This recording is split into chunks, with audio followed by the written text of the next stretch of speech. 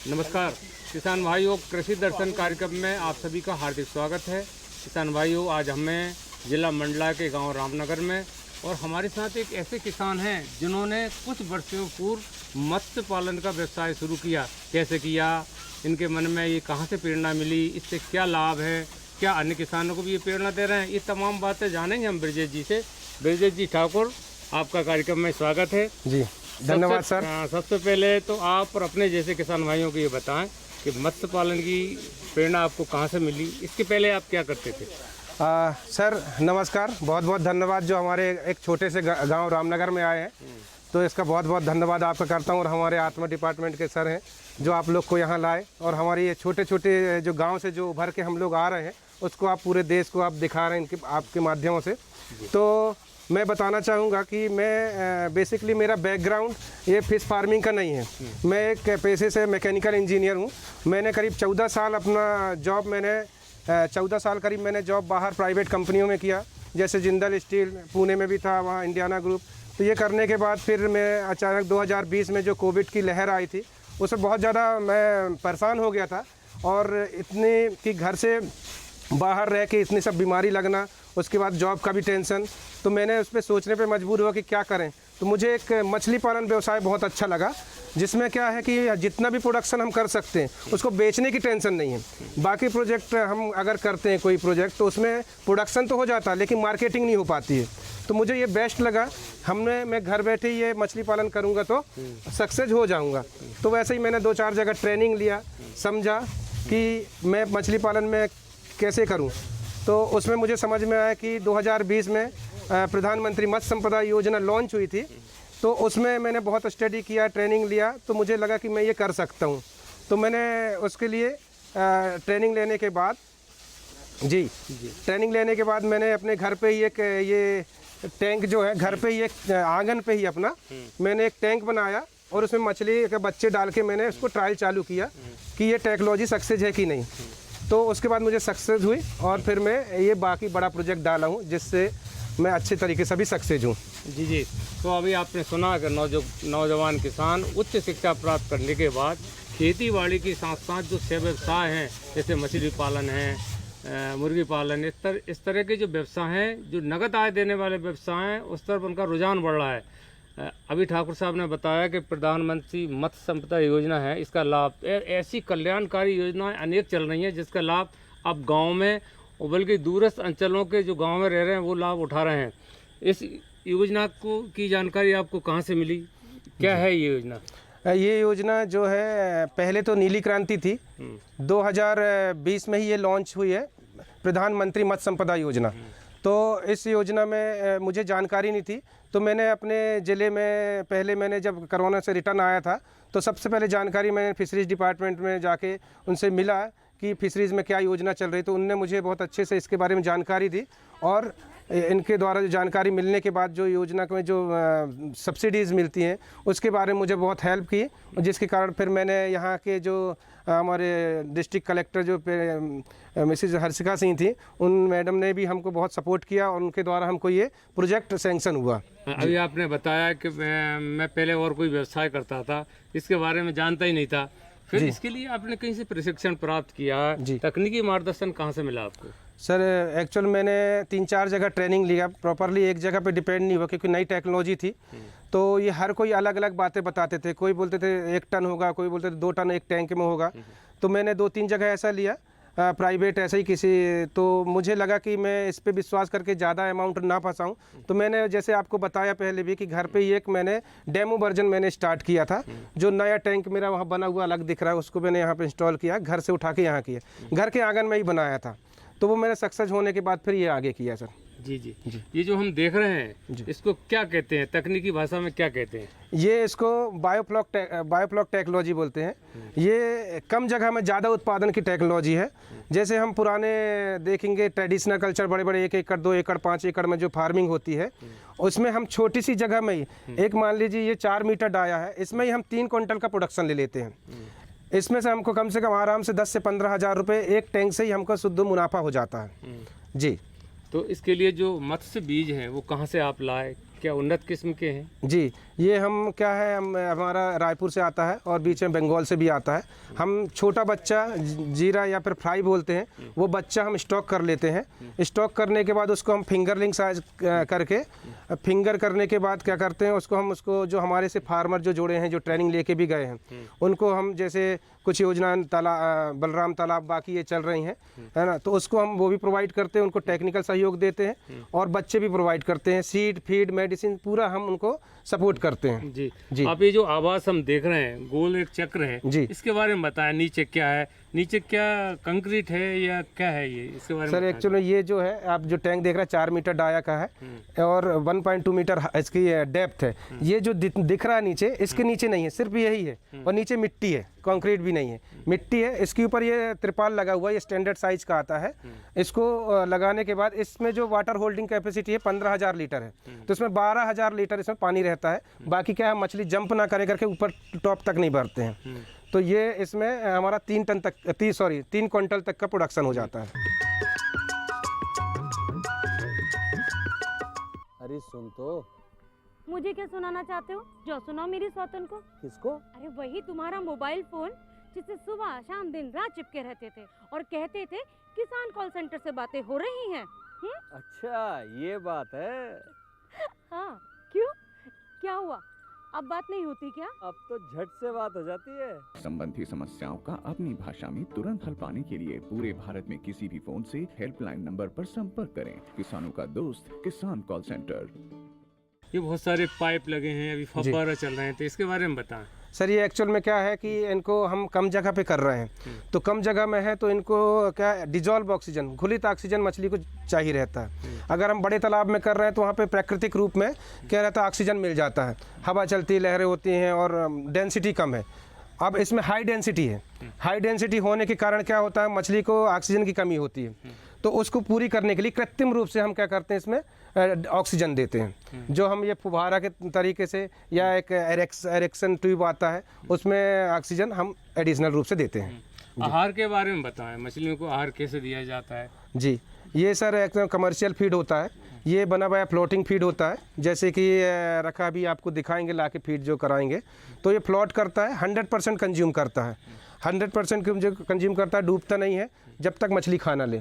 तो उसका भी हमको इसका रिजल्ट भी अच्छा मिलता है। 1.3 का FCR आता है, मतलब कि 1 kg मछली होने के लिए 1 किलो 300 ग्राम दाना खाती है। जी। इसमें आपने जो मछली बाहर से लेके आए हैं इसका बीज, जी, तो कब तक ये बिक्री योग्य हो जाती है?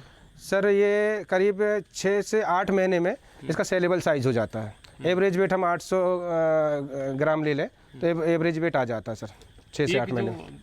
आवास है उनका, ये गोल चक्र है जी, इसमें कितना उत्पादन ले लेते हैं सर? वही बात 3 क्विंटल करीब आ जाता है सर इसमें, 300 kg। कितनी समय अवधि में? 6 से 8 महीने में। कहाँ बेचते हैं, किस भाव? सर मछली का तो ऐसा ही बताया मैंने, इस बिजनेस में इसलिए आया था क्योंकि जितना भी प्रोडक्शन कर लें ये कम है, सेलिंग की प्रॉब्लम नहीं है।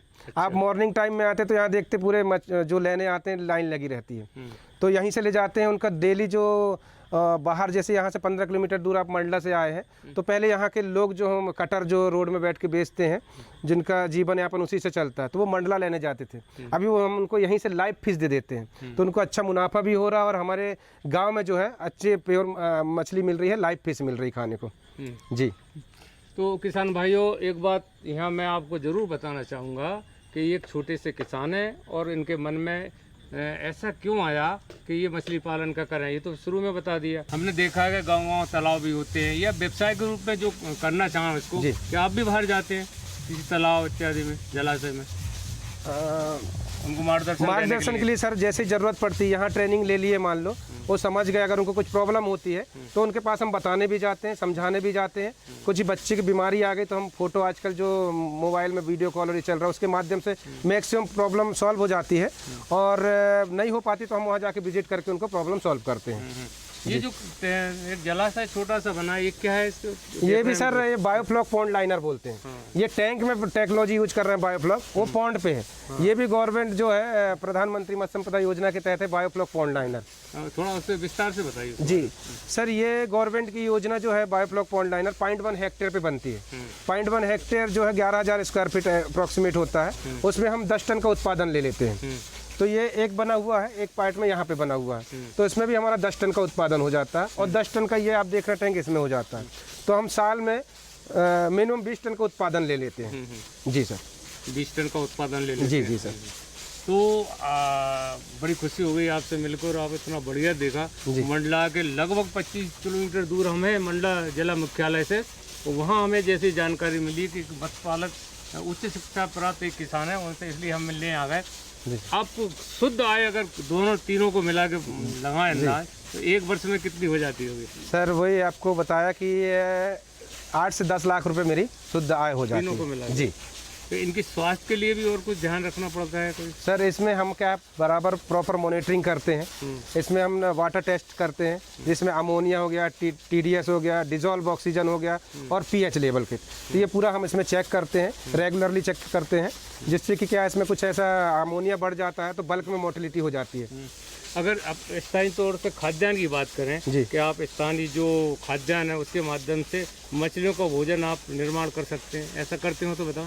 हाँ, खाद्यान्न हमारा सर हम एक्चुअल में खुद मैन्युफैक्चर नहीं करते हैं, वो फैक्ट्री फार्म से बना हुआ आता है।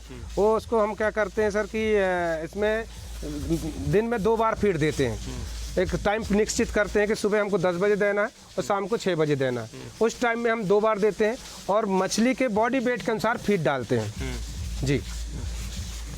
अब महत्वपूर्ण बात यह है कि जो नौजवान आपके माध्यम से इस व्यवसाय को करना चाह रहे हैं, तो मार्केटिंग अच्छे भाव मिले, इसके लिए क्या आप दूर जगह भी इसको मछलियों को भेजते हैं? सर हमारे यहाँ जैसे बताया कि प्रोडक्शन कम है, तो हमको यहाँ से ना आधा किलोमीटर भी जाना नहीं पड़ता है। अच्छा। और मैं क्या बाकी मछुआरे अगर कहीं से आते हैं, वो कोई करता ही है, तो उनको कहीं ले जाने की ज़रूरत नहीं है सर, यहीं पर घर में आ जाते हैं आपके। सुबह से आप नॉक करेंगे, रात को 10 बजे तक आते हैं लेने, तो बेचने की टेंशन तो कहीं नहीं, और रेट यहीं पे अच्छा मिल जा रहा है।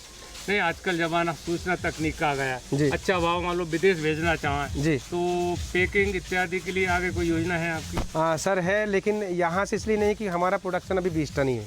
अभी हम मछुआरों को खड़ा कर रहे हैं सर, और जितने मछुआरे हैं उनके साथ हमारा एक प्लान है सर कि हम FFPO बनाएं, फिशरीज जो एक FFPO बनता है, तो हम संगठन बना के क्या करेंगे सर कि हम एक वैरायटीज़ में मछली पालन करेंगे।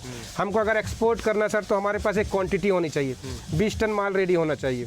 तो हम अगर झींगा पालन भी करते हैं, अलग अलग मछली का पालन करते हैं, तो हमारे पास अगर 10 टन 20 टन माल रेडी रहेगा तब हम एक्सपोर्ट कर सकते हैं।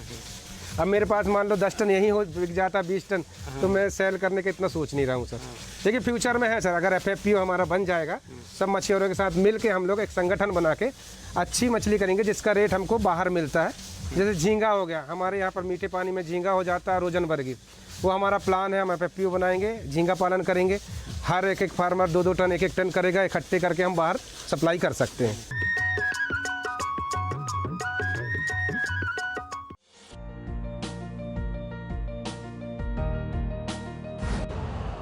यूरिया का स्वदेशी उत्पादन 70 लाख टन बढ़ाने के लिए 6 उर्वरक संयंत्रों का उद्धार किया जा रहा है।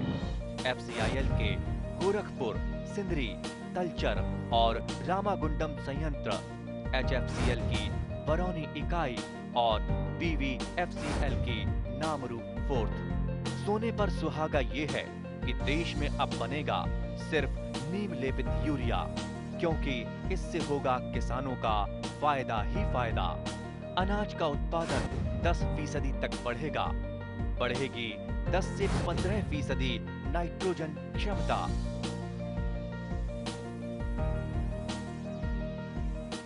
किसान भाइयों, एक समय ऐसा था, गांव के लोग ये ऐसा सोचते थे कि केवल शहर की जो महिलाएं वो ही आगे बढ़ सकती हैं। अब वक्त बदल गया है, गांव में रहने वाली हमारी माताएं बहनें काफ़ी आगे बढ़ रही हैं, अनेक व्यवसाय में अपने पति के साथ मिलकर कदम से कदम मिलाकर आगे बढ़ रही हैं। वैसे भी कहा जाता है कि महिला और पुरुष गाड़ी के 2 पहिए के सामान होते हैं, अगर लक्ष्य तक पहुंचना है तो दोनों को एक साथ चलना ही होगा। हमारे साथ हैं ब्रजेश जी की धर्मपत्नी, उनका हम परिचय नाम भी जानेंगे, उनसे पूछेंगे कि मत्स्य पालन व्यवसाय में वे कैसे अपने पति को सहयोग करती है। अपना नाम बताएं और हमारे प्रश्न का उत्तर दें। जी, मेरा नाम प्रियंका ठाकुर है और ये कंपनी हमारी ठाकुर बायोफ्लॉग एक्वा सॉल्यूशन है जी, और मैं इस कंपनी की को फाउंडर हूँ अभी। और हम दोनों मिलके ही चलाते हैं इस कंपनी को और इस फार्म को, मछली फार्म को। जब ये नहीं रहते तो मेरा पूरा यहाँ ध्यान रहता है और भी लेबरों के साथ मैं यहाँ पर पूरा देख रेख करती हूँ। मछलियों को कुछ परेशानी, प्रॉब्लम्स या कुछ परेशानियाँ तो नहीं हो रही हैं या कुछ हो तो नहीं रहा है, तो मैं इधर पूरा ध्यान रखती हूँ जी। हमारी माताएं बहनें तो ध्यान रखेंगी तभी तो परिवार आगे बढ़ेगा। जी। किस तरह से आप सहयोग करती हैं, जैसे भोजन, इनकी मछलियों के भोजन की व्यवस्था के बारे में, या आपको ऐसा लगता है कि मछलियों के लिए अब किस बात की ज़रूरत है, कुछ बताएं इस संबंध में। जी, मैं इनका जो वाटर लेवल है वो बराबर देखती रहती हूँ कि पानी इनका ज़्यादा गंदा तो नहीं हो रहा है, जिससे मछलियों को प्रॉब्लम होती है, जैसे अमोनिया गैस बढ़ जाती है तो प्रॉब्लम होती है।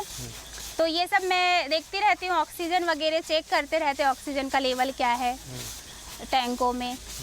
और लेबर बाकी टाइम लेबर लोग जो रहते हैं वो ध्यान दे रहे हैं या नहीं दे रहे हैं जी, ये सब देख रेख करना पड़ता है जी जी जी।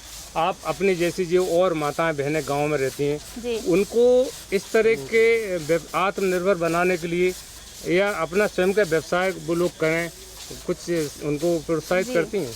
जी, हमारी कंपनी ये महिलाओं को भी सशक्त और आत्मनिर्भर बनाने के लिए भी काम करती हैं। और यहाँ गांव की जो आदिवासी महिलाएं हैं उनको भी एक स्व सहायता समूह से जोड़ा है, और ताकि उनको भी हम लोग प्रशिक्षण ट्रेनिंग दे रहे हैं मछली पालन बायोफ्लॉक टेक्नोलॉजी की, ताकि वो लोग भी ऐसा कुछ कर सकें और आत्मनिर्भर बन के वो मछलियाँ बेच सकें जी।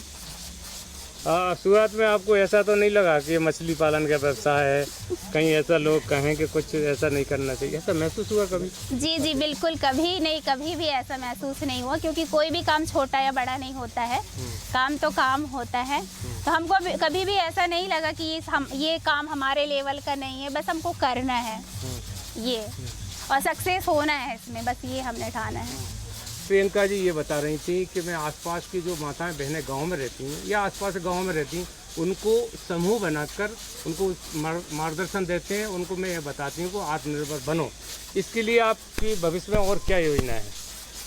हम जो स्व सहायता समूह की जो महिलाएं हैं, मछुआरे समुदाय की जो महिलाएं हैं, हम लोग उनको जोड़कर जो गांव की पंचायत के एरिया में जितने भी तालाब हैं, हम लोग वो तालाब को ले करके कुछ सालों के लिए, क्योंकि काफ़ी सालों से वो तालाब सब खाली ऐसे ही पड़े हैं, उसमें मछली पालन बिल्कुल नहीं हो रहा है, तो हम लोग पंचायत से ये बोल करके कि हमको ये 10 साल या 15 साल के लिए ये चाहिए हमको तालाब, ताकि इस तालाब में जितनी भी स्व सहायता समूह की महिलाएं हैं वो सब उनकी देखरेख में मछली पालन करके वो भी कुछ मुनाफा कमा सके और आत्मनिर्भर बन सके वो भी, और उनका भी जीवन यापन सुधर सके जी। महिलाएं आत्मनिर्भर बने, सशक्त बने, ये वक्त की ज़रूरत है। किसान भाइयों, ग्रामीण भाइयों जो गांव में रहते हैं, खेती पर के साथ साथ जो कृषि व्यवसाय पर आधारित है, मैं उन सभी के लिए ये कहना चाहूँगा कि वो अपने गांव में ही रहकर इस तरह के कृषि पे आधारित व्यवसाय करें, चाहे वो मछली पालन का हो, पशुपालन का हो, बकरी पालन का हो, मुर्गी पालन का हो। ऐसे छोटे मोटे व्यवसाय आप करेंगे तो आप आर्थिक रूप से काफ़ी मजबूत होंगे। इसी को तो आत्मनिर्भरता बोलते हैं। आप अपनी शिक्षा के बारे में बताएं और ये भी बताएं कि महिलाओं को शिक्षित होना कितना ज़रूरी है। इस तरह के व्यवसाय में शिक्षित व्यक्ति कैसे आगे बढ़ सकता है? जी, मेरा क्वालिफ़िकेशन मैंने बीएससी बायोलॉजी से किया है, बायोलॉजी जोलॉजी से मेरा बीएससी हुआ है। और हाँ, ये बायोफ्लॉक टेक्नोलॉजी जो है इसमें थोड़ा सा केमिस्ट्री वगैरह और जोलॉजी का थोड़ा सा है कॉम्बिनेशन, इसमें नॉलेज की ज़रूरत है, क्योंकि माइक्रोबायोलॉजी का भी इसमें है थोड़ा, क्योंकि बैक्टीरिया वगैरह जो भी है सारी चीज़ों की जानकारी होना ज़रूरी है। तो बाकी यही है, पढ़ना तो सभी के लिए ज़रूरी है। बाकी हम जो आदिवासी महिलाएं जो नहीं पढ़ी लिखी है उनको हम ट्रेनिंग दे करके ये सब सिखा सकते हैं, मतलब जी जी।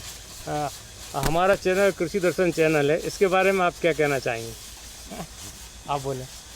सर, ये तो बहुत अच्छा हमको लगा कि आप बताया, जैसा कि एक छोटे से गांव में आप इतनी दूर से आए हुए हैं, अगर यही आप लोग की इतनी अच्छी सोच है, हर जगह पहुंचते रहें, तो ये आपका चैनल के माध्यम से बहुत सारे किसान ऐसा मोटिवेट होंगे और अपना व्यवसाय अपनी जगह पे ही, घर पे ही, छोटी जगह पे रह के अपना अच्छा व्यवसाय चला सकते हैं और अच्छी कमाई कर सकते हैं।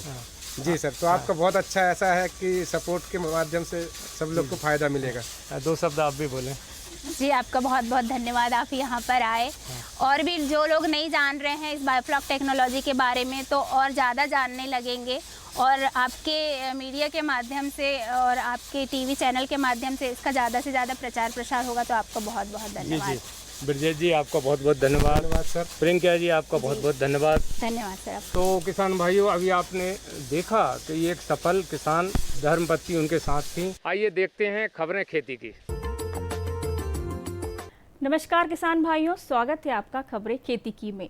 आइए नजर डालते हैं आज के मुख्य कृषि समाचारों पर। कृषक हितैषी निर्णयों से खेती को लाभ होगा। फसल और पशुहानि का शीघ्र आकलन करें। फॉस्फेटिक और पोटाश उर्वरकों पर सब्सिडी मंजूर। मूंगफली का गेरुई रोग। रबी में प्याज का रोपा लगाएं। और अब खबरें विस्तार से। कृषक हितैषी निर्णयों से खेती को लाभ होगा। केंद्र सरकार ने गत दिनों कई किसान हितैषी निर्णय लिए हैं, जिससे न केवल किसान बल्कि उद्योग जगत को भी लाभ होगा। केंद्र सरकार ने खाद्य तेलों के आयात शुल्क को 0 से बढ़ाकर 20% करने, बासमती चावल से न्यूनतम निर्यात शुल्क हटाने, प्याज के निर्यात शुल्क को 40% से घटाकर 20% करने और रिफाइंड ऑयल के मूल शुल्क को बस 32.5% तक बढ़ाने का निर्णय लिया है। यह घोषणा केवल केंद्रीय कृषि मंत्री श्री शिवराज सिंह चौहान ने की। श्री चौहान ने कहा कि किसानों के हित में सरकार ने खाद्य तेलों के आयात शुल्क को 0% से बढ़ाकर 20% तक कर दिया है। अन्य शुल्क को जोड़ने और कुल प्रभावी शुल्क 27.5% हो जाएगा। उन्होंने कहा कि आयात शुल्क बढ़ाने से सोयाबीन की फसल की कीमतों में वृद्धि होगी।